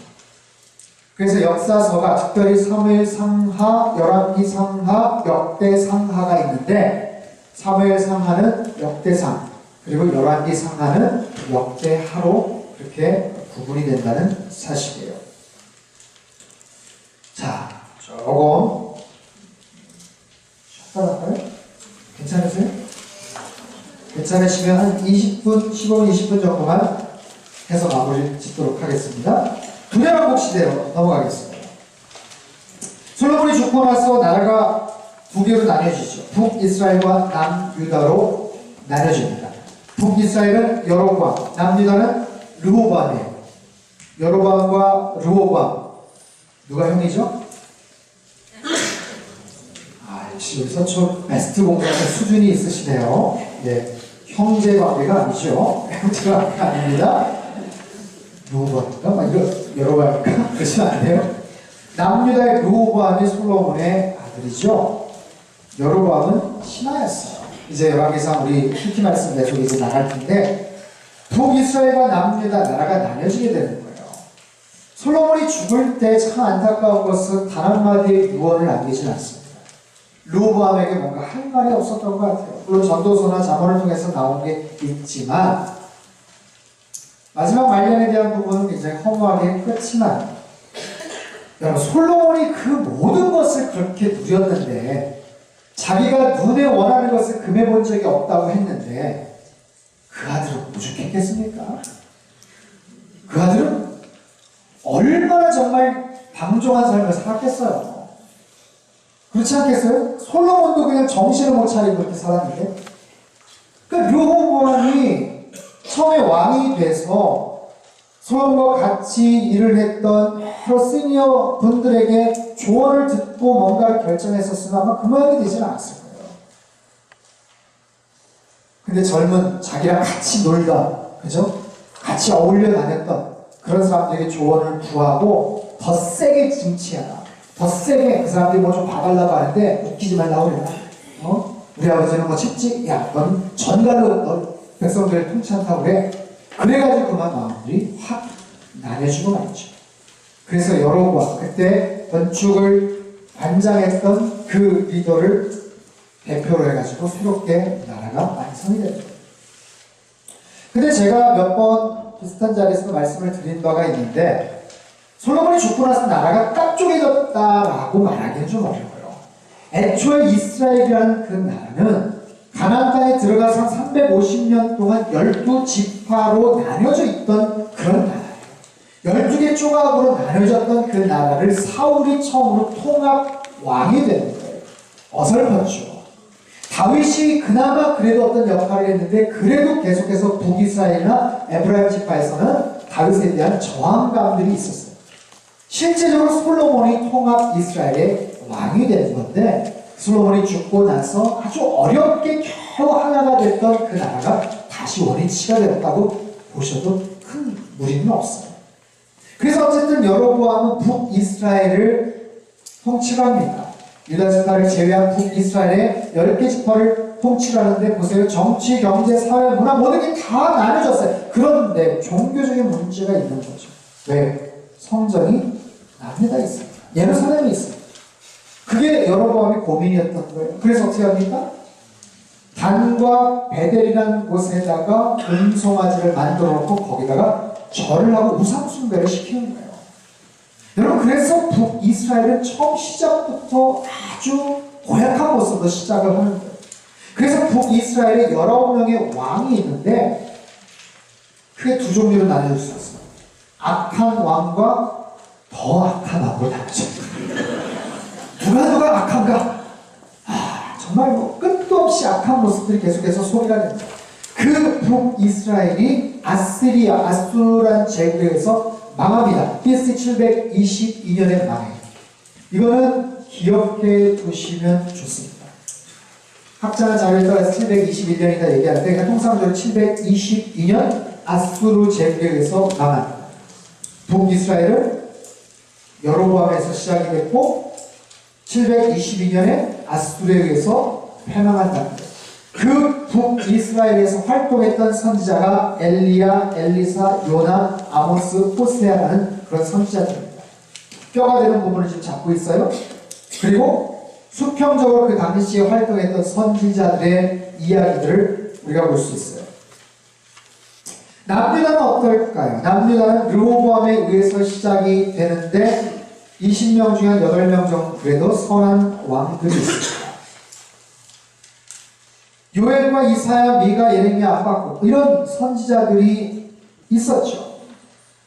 근데 보세요. 여기가 사실은 내용이 이제 복잡해지는 거예요. 왜냐하면 그동안 카메라 한 대면 됐거든요. 그죠? 카메라 한 대만 가지고 쭉 찍었던 거예요. 사울 찍고 다윗 찍고 솔로몬까지 찍었어요. 근데 나라가 나뉘어지니까 어떻게 해요? 카메라가 두 대가 필요합니다.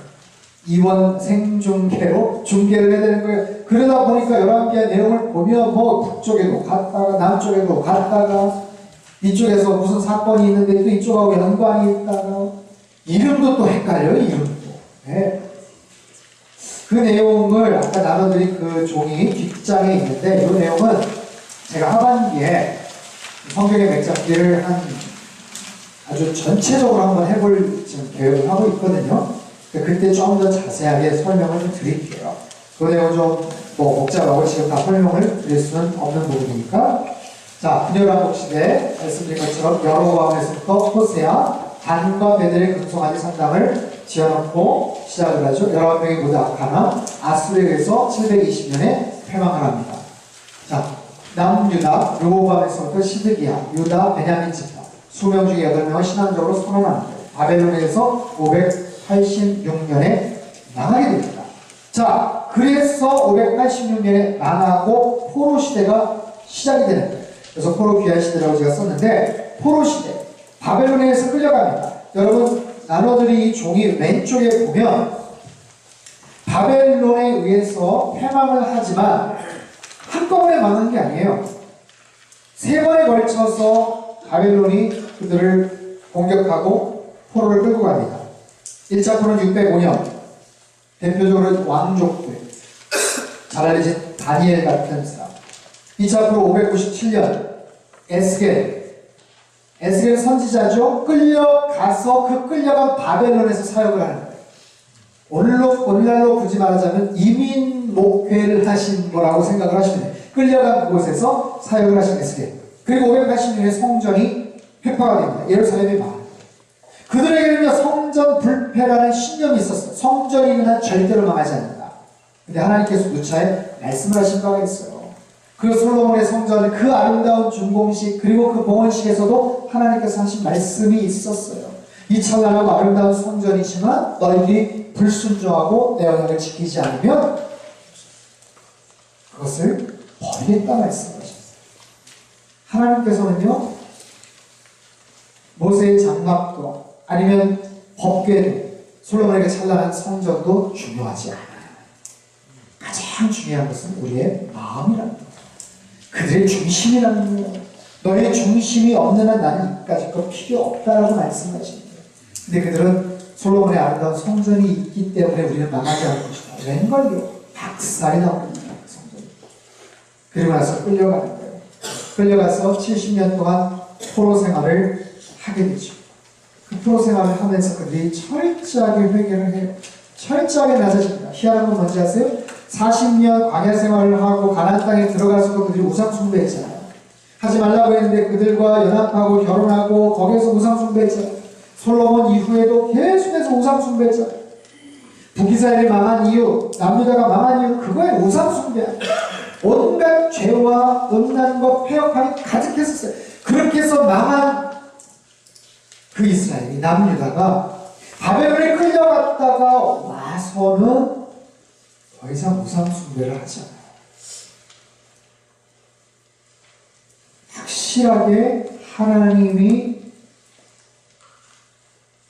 우리 인생의 주인이시다는 그런 믿음의 고백을 합니다. 더 이상 다른 곳에 눈 돌리지 않아요. 그리고 굉장한 프라이드를 갖습니다.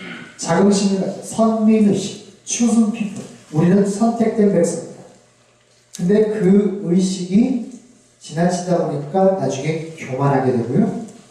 하나님 앞에 성전에서 그리고 회당에서 제사를 드리고 예배를 드리지만 그게 형식화가 돼요. 다른 곳에 가서 우상 숭배를 하지 않지만 형식적이 된다는 문제가 있습니다. 자, 포로 귀환 시대를 한번 보겠습니다. 제가 말씀드린 것처럼 586년에 성전이 폐파가 되고 538년에 1차 포로 귀환합니다. 중요한 건 뭐냐면 그들이 끌려갔을 때는 바벨론에 의해서 끌려갔는데 바벨론보다 더 큰 제국이 생겼어요. 바벨론을 집어삼킨 페르시아 제국이 바벨론을 집어삼키고 나서 그 제국 영토 안에 있는 여러 민족과 나라들에게 새로운 팔리시, 새로운 정책들을 펼칩니다. 자, 이스라엘 입장에서 끌려간 남유다, 유다 백성들 입장에서는 주인이 바뀐 거예요. 주인. 집주인이 바뀐 거예요. 집주인이 바뀌니까 집주인이 뭐 얼마 더 올려달라, 뭐 어떻게 해달라고 이럴 거 아니에요. 근데 그 새로 바뀐 집주인 페르시아의 고레스 황제가 굉장히 인덕이 있었던 사람이고 관대한 사람이에요. 그리고 너희 민족이 섬기는 그 신에게 예배드릴 수 있도록 내가 협조하겠다. 도와주겠다. 필요한 성전 짓는 거 내가 도와주겠다. 그리고 너네 나라 땅에 가서 사람 줬다. 대신에 우리 제국을 위해서 열심히 기도해라. 대신 세금을 열심히 내라. 그래서 자유가 얻어진 거예요. 독립이 된 게 아니고요. 자유를 얻고 포로 귀환을 할 수 있게 되었다는 거예요. 그래서 1차 포로 귀환 때 수룹바벨과 여호수아는 대제사장이고 수룹바벨은 총독으로 갑니다. 총독. 그래서 그 총독을 통해서 정치적인 여러 가지 임무들을 하달받게 되죠. 그런데 처음에 가자마자 거기서 살려고 하니까 이게 쉽지가 않은 거예요. 포로 귀환한 사람이 생각보다 많지가 않았어요. 42,360명이에요. 왜냐하면 바벨론에서 사는 동안 70년 사는 동안 이미 정착을 많이 했어요. 그리고 문화적으로 굉장히 앞섰던 지역이기 때문에 거기서 2세, 3세가 태어난 상황에서 굳이 자기네 나라로 돌아갈 생각을 별로 못했던 거예요. 그걸 가봐도 황폐하고 거기서 뭔가 새롭게 시작한다는 게 부담스러웠던 모양이에요. 그 생각보다 많이 안 갔고 가서도 성전을 짓고 뭔가를 하려고 하는데 이게 자기는 집도 절도 없는 상황에서 먼저 성전 먼저 짓자니까 이게 힘든 거예요. 그래서 차일피일 미뤄지다가 결국에는 학대 스가랴 선지자한테 막 혼나기도 하고 그 결국에 515년에 성전이 완공이 됩니다. 두 번째 성전. 솔로몬 성전 이후에 두 번째 성전. 에스더서는 뭐냐면 가지 않고 페르시아에 남아있던 상황 속에서 있었던 스토리가 에스더서예요. 1차 포로 귀환 이후에 성전이 지어집니다. 그리고 2차 포로 귀환 때 에스라에 의해서 영적 각성 집회가 있어요. 성전을 만들었는데 부흥회를 해야 될 거예요. 에스라의 지도하에 2차 포로 귀환이 됩니다. 그리고 나서 어느 정도 시간이 지나 3차 포로 귀환 느헤미야에 의해서 세 번째 와서는 성벽을 재건합니다. 구분을 잘 하세요. 성전과 성벽은 달라요. 성벽은 1차 포로 귀환 때 와서 곧바로 시작을 안 하고 어느 정도 시간이 지나서 515년에 완공이 됐고요. 2차 때는 지어진 성전에서 영적 각성 집회를 했고요. 그리고 3차는 성벽을, 예루살렘 성벽. 그래서 이스라엘이 이제 회복이 되는 거예요.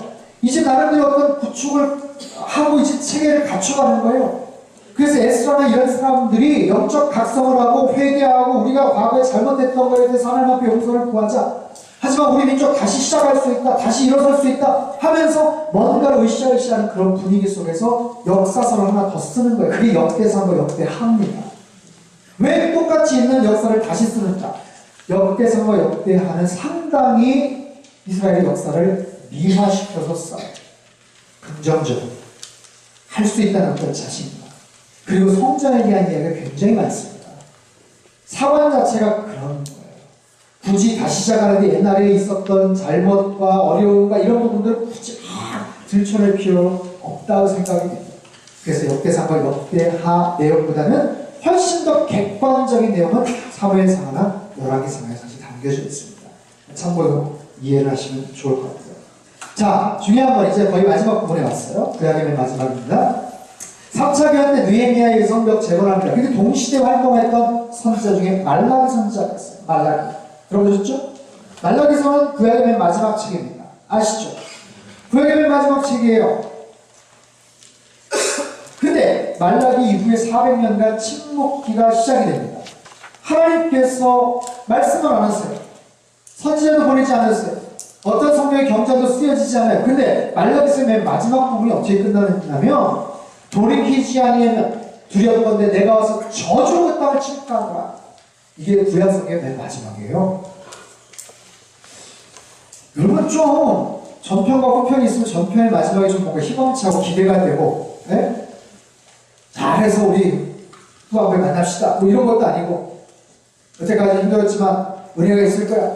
그것도 아니고, 저주란다. We curse라는 단어가 마지막 하면서 책이 꽉 덮여져요. 그래서 말라기서를 묵상하면 하나님이 잔뜩 화가 나겠어요.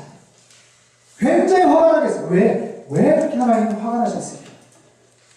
자, 말라기서는요, 하나님과 이스라엘 백성들 사이에 대화로 이어집니다. 하나님께서 뭐라고 말씀을 하시냐면, 말라기 시대 때 이스라엘 백성들이 우상 숭배를 하진 않지만 이제 형식적으로 신앙생활을 해요.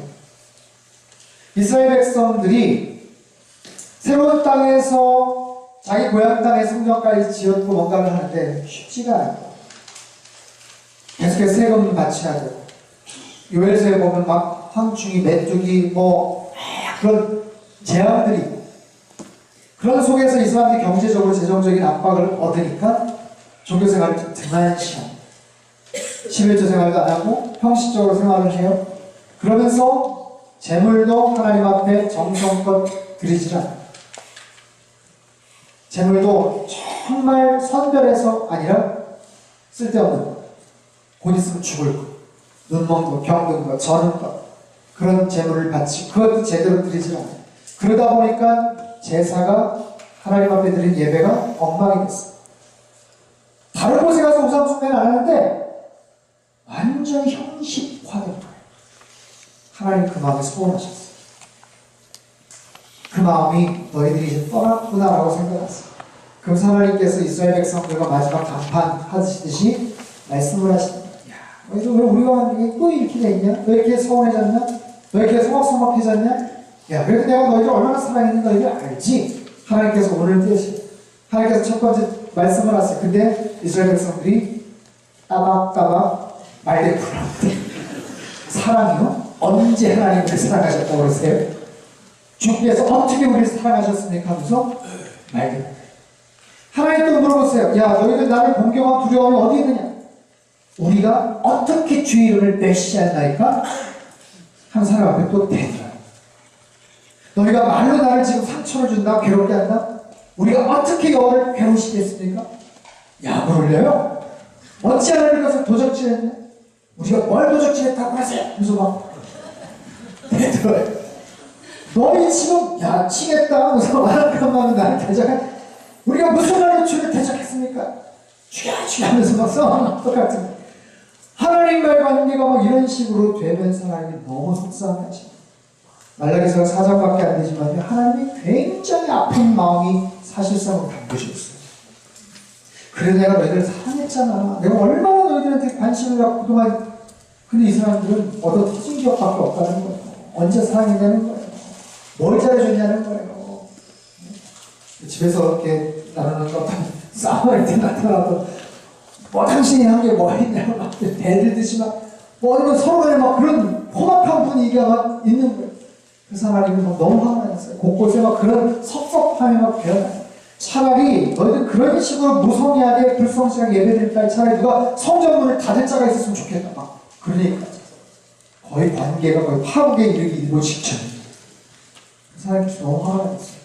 근데 이스라엘 백성들이 한마디도 지지 않고 막 그렇게 따지니까 하나님이 너무 황당하시고 어이가 없으죠. 그래서 그냥 말을 못 하십니다. 말을. 그런 적 있으세요? 너무 황당하고 어이없으면 말을 못 하는 거? 네? 그런 적 있으세요? 하나님이 정말 너무 답답하고 달려들고 배들고 그러니까 하나님 말씀 못 하세요. 그래서 막 흥분하시고 저주로 땅을 칠까 하나 하면서 그냥 빵 하면서 그냥 책을 탁 덮어버렸어요. 그리고 400년 하나님 말을 하면서 그게 침묵. 하나님의 깊은 고뇌가 거기에서 시작이 됩니다. 뭐예요? 도대체 어떻게 해야 내 사랑을 이들이 알아줄까? 어떻게 해야 내 사랑을 이들이 받아줄까? 이해할 수 있을까? 침묵 시대가 이어져요. 하나님의 침묵. 그 침묵 시대는 메시아 탄생을 위한 준비의 시간이고요. 결국에는 아들이 이 땅에 온 것이죠. 한 아기의 모습이 이 땅에 오시는 하나님이세요. 왜요?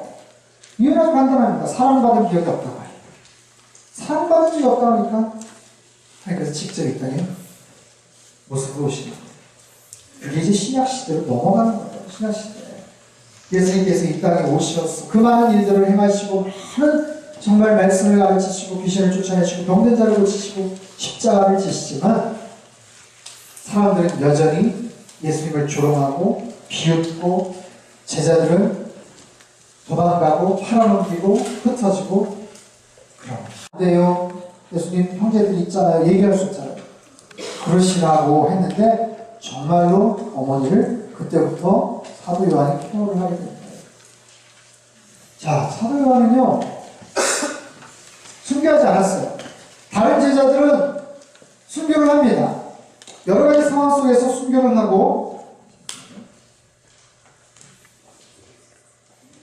굉장한 활약을 해요.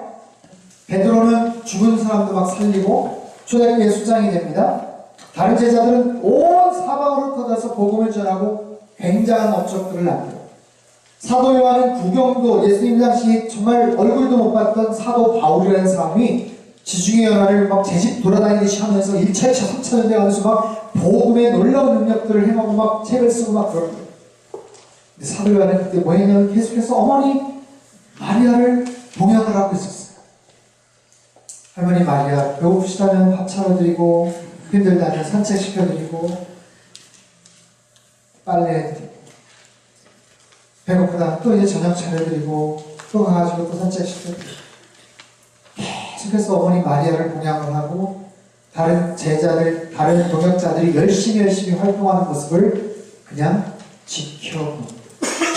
그러면서 사도 요한의 마음속에 서운함이 생깁니다.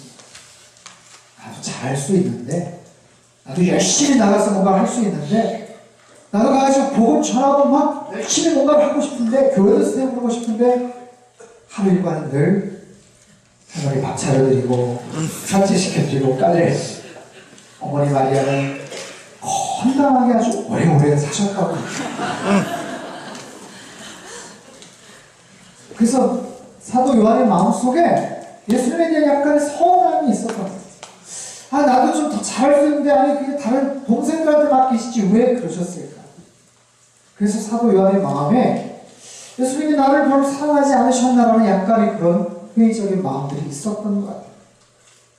사도 요한과 베드로 사이에 묘한 그런 갈등 관계가 있었던 거 아시죠? 네? 베드로가 늘 야고보하고 요한하고 막 경쟁적인 그런 관계가 있었잖아요. 요한과 야고보의 집이 좀 살았잖아요. 네? 아버지가 선주였고 베드로가 거기에 하이어돼가지고 가끔 와가지고 일하는 그런 사람이었대요. 그 자기 아버지 회사에 와가지고 출근을 하는 그런 친구들 학교 가면 맨날 반장 역할을 하고 막 이러니까 그게 못마땅해가지고 어느 날 그 어머니가 이렇게 슬쩍 오시잖아요. 예수님 만나잖아요. 예수님 점심에나 한번 같이 좀 하시고 하면서 우리 아들 한 놈은 오른편에 한 놈은 왼편에 부탁하잖아요. 마태복음 20장에 나오는 얘기예요. 그 모습을 보고 다른 제자들이 분이 여겼다라고 하는 거예요.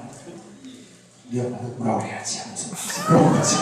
그런 관계 속에서 베드로가 요한복음 21장에 예수님이 용서하시고 내 양을 먹이라 내 양을 치라 아름답게 끝나야 되는데 베드로가 뚱딴지같이 얘기하자니 예수님이 쟤는 어떻게 돼요? 그 요한에 대한 얘기를 하니까 예수님이 저는 성경에 그렇게 보이더라고요. 예수님이 살짝 미간을 찌푸리시면서 야 너는 잠자코 나만 따르지 이게 그게 무슨 뭐가 중요해 하면서 그런 예수님의 마음이 거기서 느껴져. 내가 다시 올 때까지 얘를 살려둔들 너 무슨 상관이야? 너 나만 따라. 그 얘기를 굳이 베드로 때문에 그러니까 그게 소문이 퍼진 거예요. 아 요한 살아계시는 동안 예수님 온다더라 아니라는 거예요. 그래서 굳이 요한이 거기다 쓰잖아요. 과로하고 그게 아니고 다시 올 때까지 살려주시 무슨 상관이냐 넌 나만 따라 그 얘기를 하는 거예요. 그 설명하고 어떤 베드로와 요한과 그런 관계 속에서 요한이 그런 마음을 갖고 있다가 어느 날 깊이 예수님의 사랑을 깨달아요. 다른 누가 아닌 나를 예수님이 신뢰하시고 사랑하셨기 때문에 어머니 마리아를 맡겨주셨구나. 그 사랑을 깨닫고 요한이 우리의 아들이었던 그 다혈질적인 사람이 사랑의 자로 바뀌게 됩니다. 그리고 나서 맨 마지막에 복음서를 써요. 요한복음을 써요. 사랑의 관점으로 써요. 그래서 복음서 요한복음서에 보면 그의 사랑하시는 제자가 라는 표현이 굳이 나오잖아요. 아세요? 그게 그 배경에서 쓰여진 거예요. 그게 마음속에 굉장한 자기 정체성을 회복하고 마음의 회복이 돼서 그렇게 쓰는 거예요. 하나님의 세상을 이처럼 사랑에 대한 관점으로 쓰잖아요. 말라기 시대 때 그렇게 무시가 됐던 하나님의 그 사랑이 사도 요한을 통해서 그것이 발견이 되는 거예요. 언제 우리를 사랑하셨어요? 라고 반문했던 이스라엘 백성들 하나님께서 외면당하시고 하나님께서도 어떻게 보면 상처가 되었던 그 하나님의 사랑을 사도 요한이 드디어 깨닫고 고백을 합니다.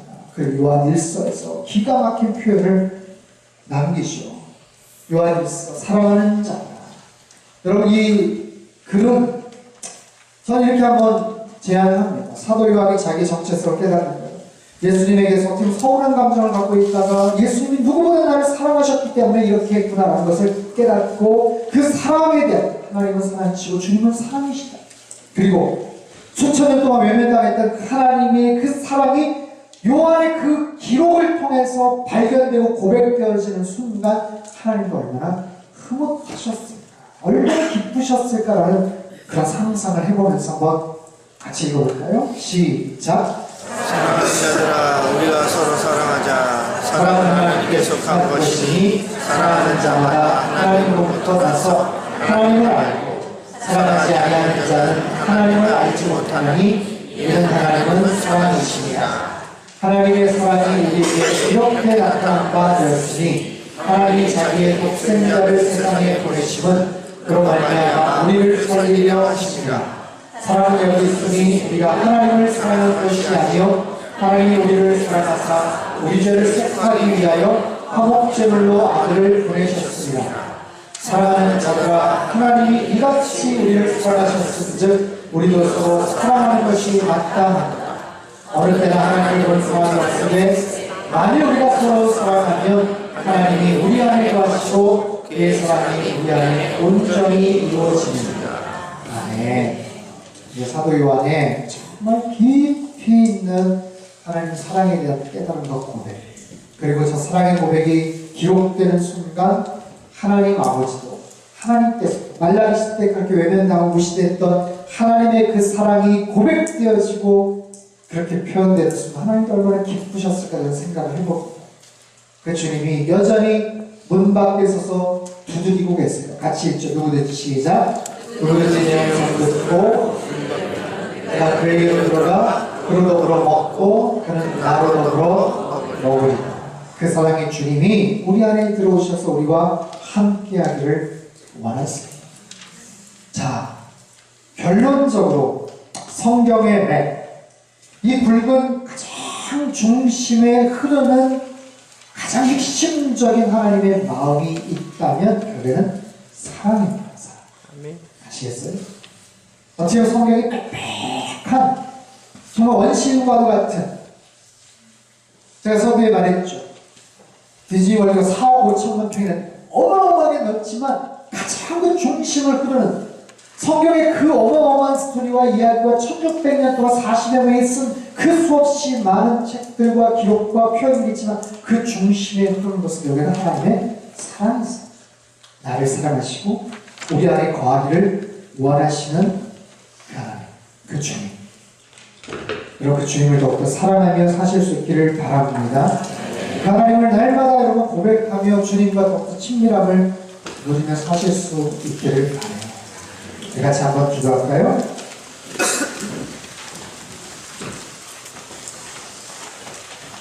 살아계신 하나님 감사합니다. 성경을 통해서 하나님 우리를 얼마나 사랑하시는지, 우리가 또한 어떤 존재인지, 우리가 이 땅을 살아가면서 무엇을 하며 살아가야 되는지를 깨닫게 해주셔서 감사합니다.